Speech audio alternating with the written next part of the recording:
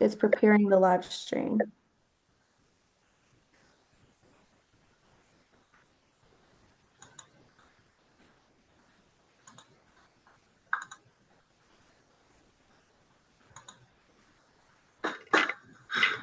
We are live. Thank you all for joining tonight's Microtransit public meeting. Sorry for the delay in getting started. I'm Logan Lover. I'm the senior PIO for CATS. I'm going to hand it over to Bruce to do the presentation tonight. And if you have any questions or comments related to Microtransit, please leave it in the YouTube chat and we will address those at the end of the presentation. Thank you. Thanks, Logan. Again, apologies for the delay. So the purpose of tonight's, well, first, let me start over. Bruce Jones here, Service Planning Manager with CATS. And so tonight we wanted to do a follow-up meeting from the initial engagement that we did around the potential phasing out of our village rider service. And so we wanted to share with you tonight the Title VI analysis, and then also our recommendations for how we move forward with implementing microtransit. And so before we jump into it, just wanted to give you a refresher on the overall project. So the Better Bus project is an extension of Envision My Ride in the bus priority study. And so through those efforts, we identified three overarching goals for how we want to improve the bus network moving forward. So we want to improve operational efficiency with our routes, develop service implementation strategies on how we begin to roll the improvements out over the next few years, and then also focusing on enhancing the customer experience. And so with Envision My Ride and the bus priority study phasing into the Better Bus initiative, we have some key deliverables that we are working on with this iteration of the project. And so with that, it's mobility hub prioritization. So some of those hubs where we can connect to frequent transit lines and the microtransit service. Updating our bus network so that we can better meet the needs of riders and where they need to travel to. Rolling out our future service strategy for how we implement the changes over the next few years. And then more importantly, the focus of tonight's conversation, microtransit. So through the effort, we identified a series of microtransit zones where we can provide those important first last mile connections for riders.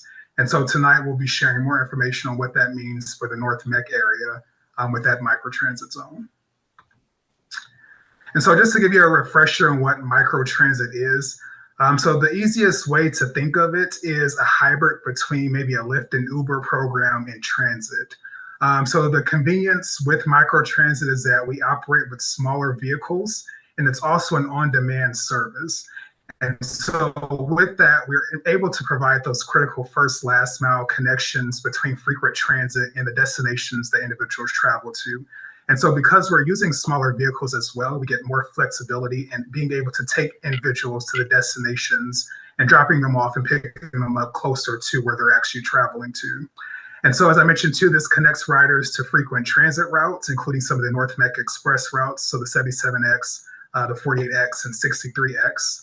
It uses those smaller transit vehicles within a designated zone or boundary. And so what you see here in the pink on the map is the original boundary for the microtransit zone. And so within that zone, individuals will be able to provide, or request rather, on-demand service to provide connections to any of those destinations within that boundary. You're also able to book and plan your trip ahead using the mobile app, and then also calling into our call center for individuals that do not have access to a smartphone. And we actually have some recent examples that we can pull from for success stories. And so our neighbors in Gastonia just recently launched their microtransit service.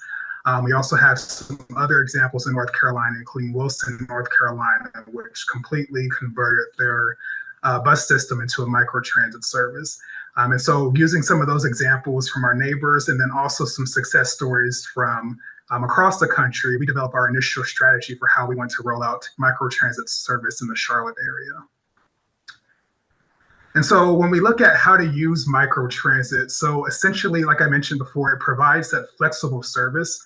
So passengers are able to get microtransit and connect to those curb-to-curb destinations. So because we're using smaller vehicles, we're able to drop you off closer to your destination.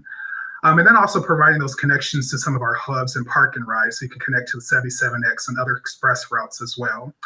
We have what we call a mix of physical and virtual bus stops. And I have a slide coming up that explains a little bit more what that looks like, specifically with the virtual bus stop.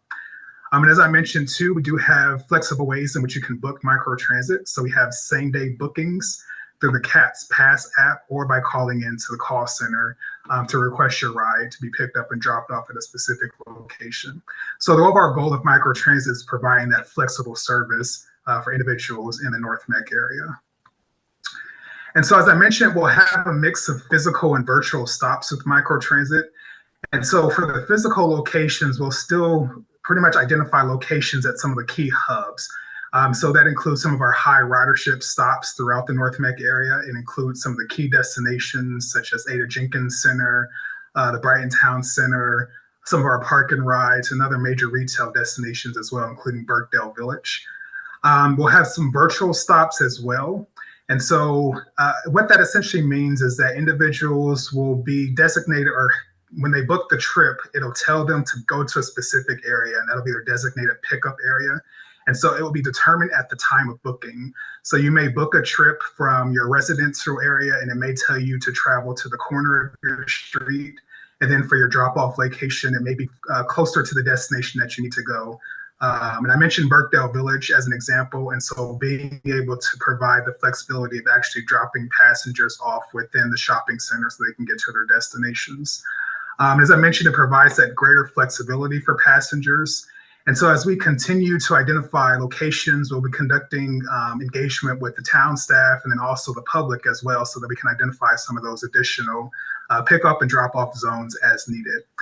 With this too, we're also going to look at bus stop consolidation. So with the virtual stop, that means that a lot of stops may go away from a physical standpoint. But as you book your trip, that virtual stop will be identified. So that'll tell you where to go to access the microtransit service. And so just to give you another example of what the virtual stop will look like. So this is an example on Sam Fur at Birkdale Village. So the existing stop is actually just outside Birkdale Village on Sam Fur, where the Village Rider currently serves and drops off passengers.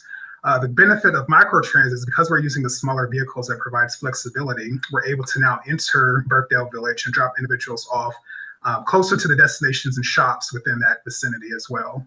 And so that's one of the big benefits of microtransit, just being able to have that flexibility in terms of where we pick up and drop off passengers.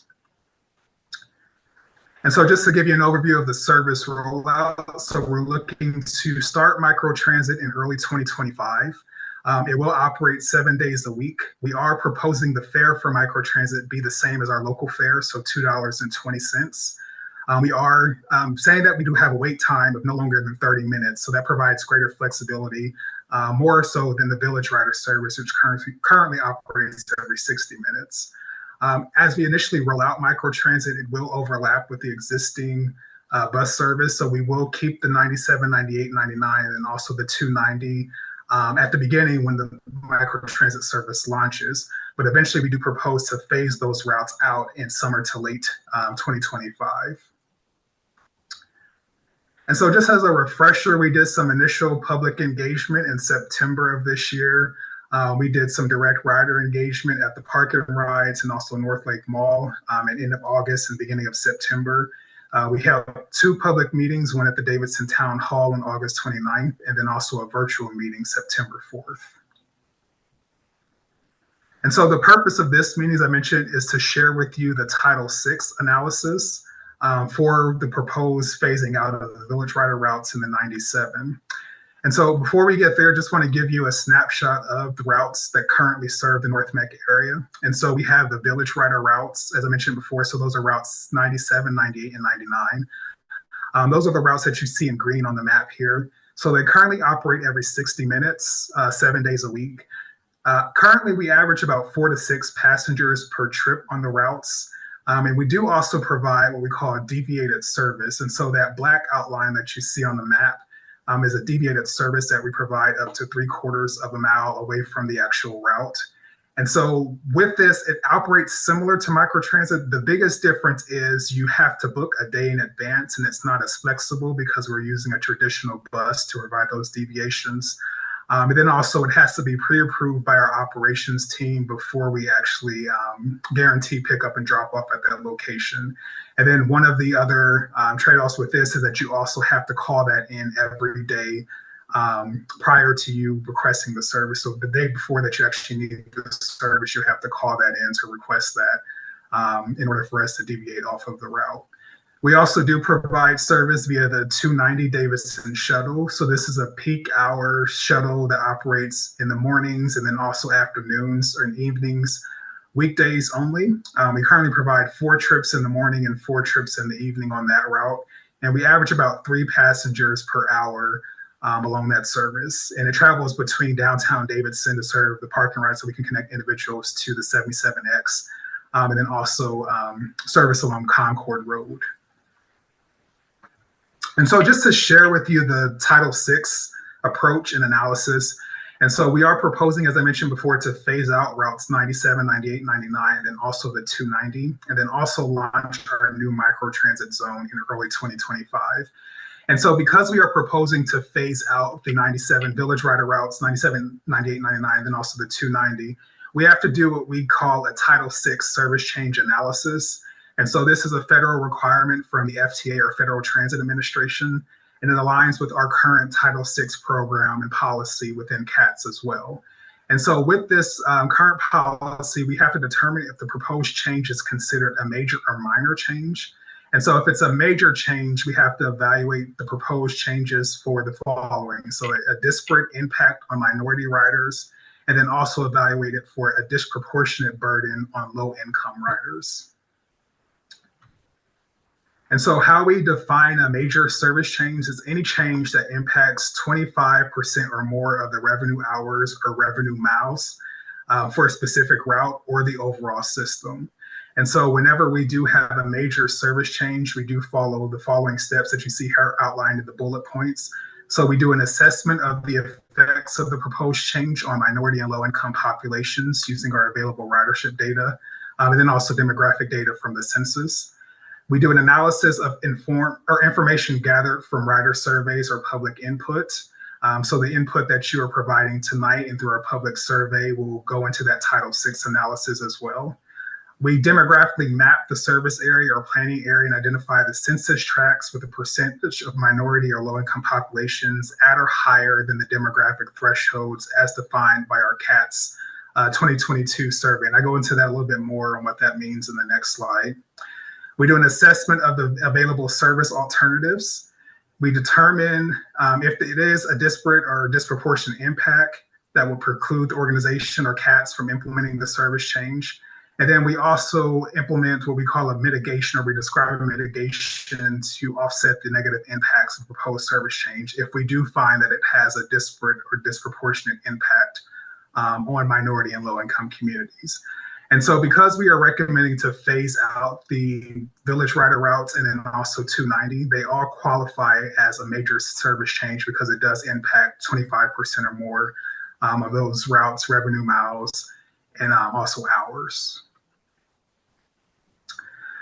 And so what we did with the Title VI approach is so we mapped out the impact to minority and low-income populations living within a half mile of the impacted routes. So we surveyed the 97, 98, 99, and also the 290 and looked at, using census data, the demographics for areas around the route up to a half mile. And so we defined our thresholds for low-income population and also minority based on our customer service survey that we conducted in 2022.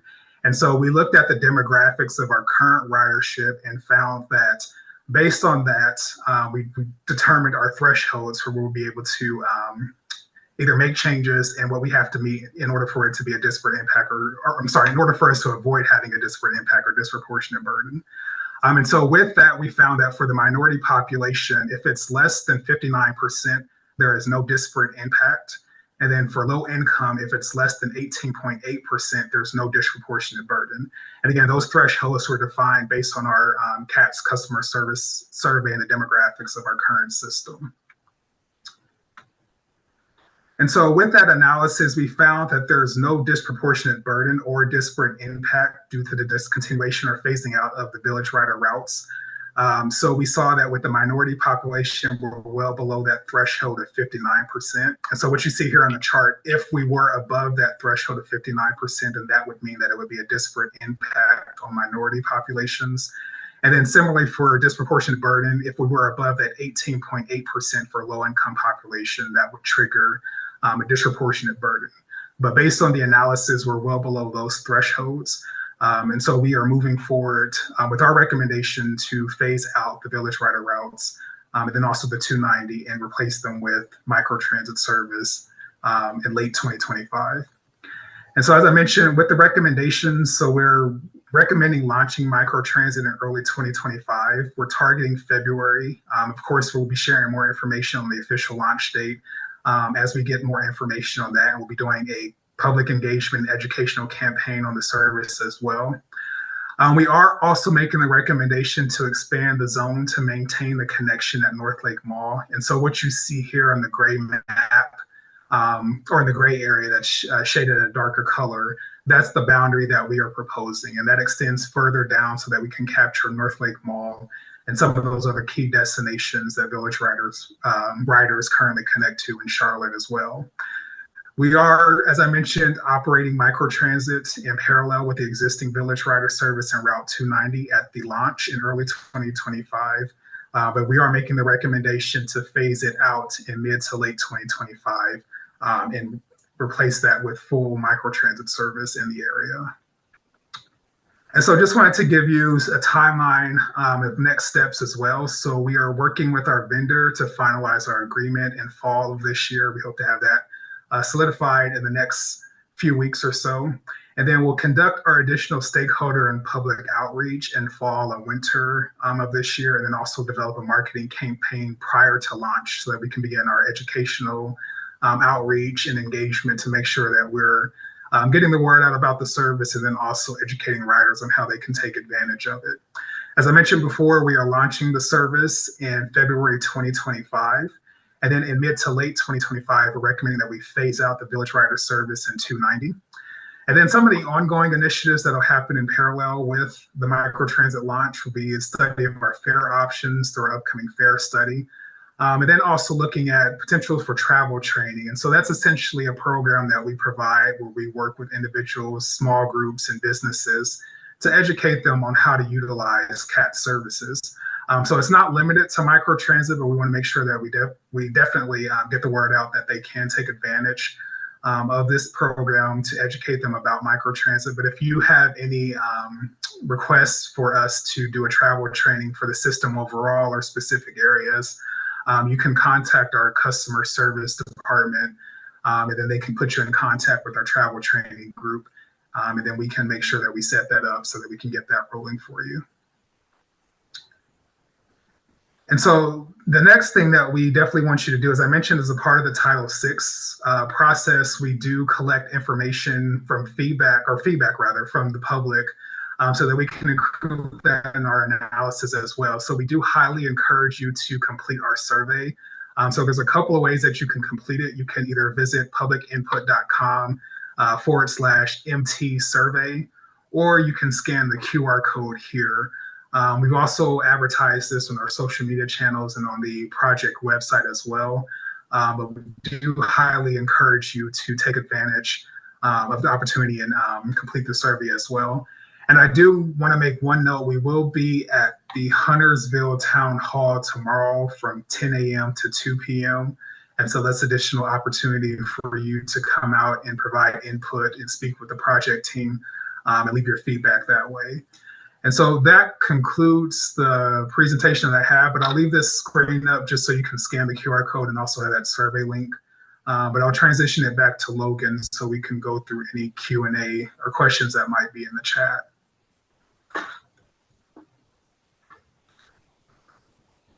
Thank you.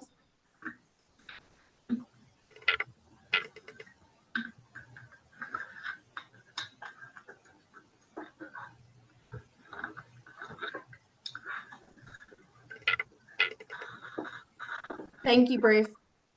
We do not currently have any questions or comments in the YouTube chat, so I will give everyone a couple of minutes to see if there are any questions or comments related to microtransit. I did drop the survey link in the chat. Your feedback is great. Excuse me. Your feedback is greatly appreciated if you will please take that survey. We'll wait a couple more minutes to see if we get any questions or comments.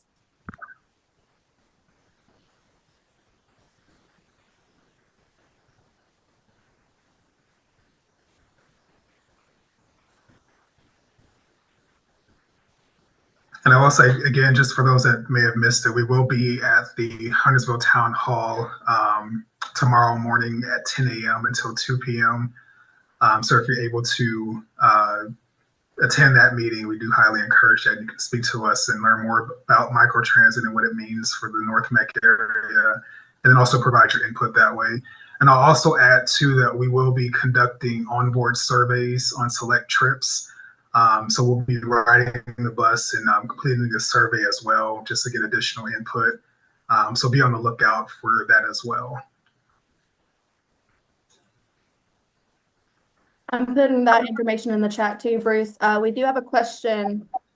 Oh, it looks like it's been deleted, but the question was, who will be driving? So we are working with a third-party vendor who will operate the service. It will still be a part of CATS. It will be branded CATS, I believe Micro is what we're going with. Hopefully, I don't. We may be changing that, but that's the brand at least now that we have. But it will be a third party that we'll be contracting with. But they will be part of CATS, and we'll be, of course, integrating them with our call center and making sure that we have all the information available to you to make it as seamless as possible for booking. But then, as I mentioned too, you'll be able to book through the CATS app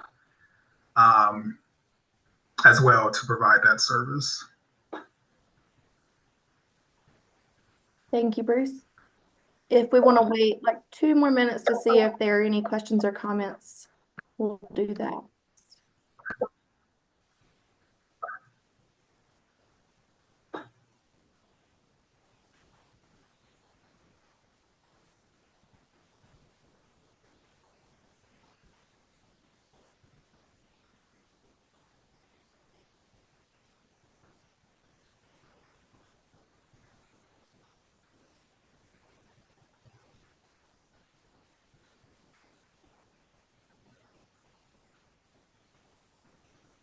Okay, we have another question, Bruce. Okay. Will the fare for the VR be the same during this period? Yeah, so there will be no change to the Village Rider fare. It'll still be 90 cents. The microtransit service will be $2.20 to access, though. But at this point, there will be no change to the Village Rider service. Okay, thank you. Another question we just got, why is it only 60 minutes, 60-minute increments? So microtransit will be 30 minutes. The 60 minutes was for the current Village Rider service. So I was just going through the existing conditions for those routes. So those routes currently operate at 60 minutes. But with microtransit, we're guaranteeing 30-minute pickup windows. So it'll be more frequent for riders to access.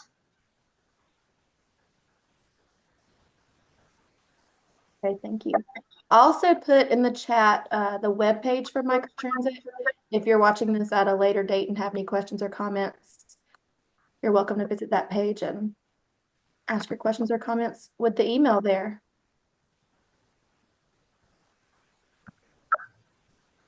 Okay, another question, Bruce.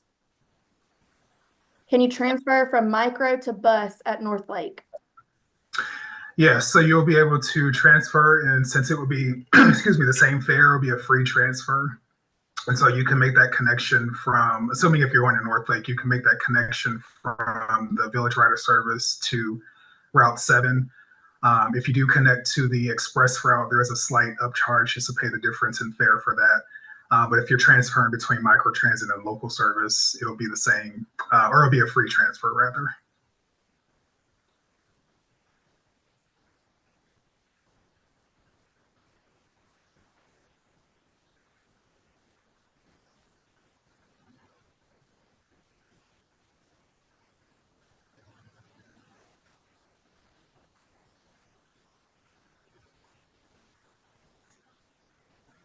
No other questions or comments in the chat right now, so we can wait another minute or two. And I don't think I mentioned, we are proposing the service span for microtransit to be 6 a.m. to 7 p.m. and that essentially matches the Village Rider. It starts a little earlier than Village Rider, but in terms of service, it's pretty equal in terms of service span overall.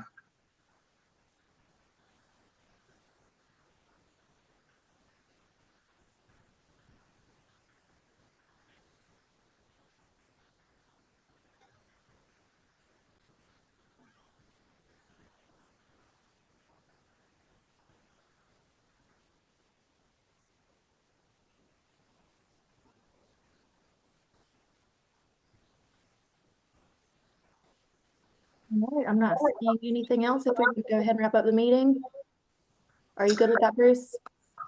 Yeah, just I think you said that you put the meeting dates and the website and survey link in the chat. So just feel free to, of course, take a look at those materials. And we do highly encourage you, as I mentioned, to take our survey and leave your input.